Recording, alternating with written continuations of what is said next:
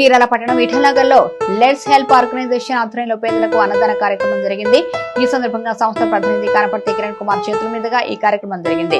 ఈ సందర్భంగా కిరణ్ కుమార్ మాట్లాడుతూ గత 5 సంవత్సరాల నుంచి సంస్థ వ్యవస్థాపకులు రామశెట్టి దిలీప్ కుమార్, అనూష దంపతుల సహకారంతో చీరాలలో సేవా కార్యక్రమాలు నిర్వహిస్తున్నామన్నారు. ముఖ్యంగా పేదలకు, వృద్ధులకు, మహిళలకు, వికలాంగులకు లెట్స్ హెల్ప్ సంస్థ చేయూతగా నిలుస్తుంది అన్నారు. అదేవిధంగా చదువును ప్రోత్సహించడానికి ప్రతి విద్యార్థినికి సంస్థ నేటికి అండగా ఉంటుందని గుర్తు చేశారు.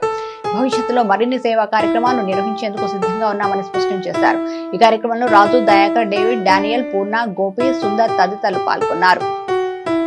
లెట్స్ హెల్ప్ ఆర్గనైజేషన్ వారి ఆధ్వర్యంలో ఈరోజు చీరాల రైల్వే స్టేషన్ వెనక పరిసర ప్రాంతాల్లో రోడ్ల మీద నివసించే పేద అనాథ పిల్లలకు మరియు వృద్ధులకు అన్నదాన కార్యక్రమం చేస్తున్నాము.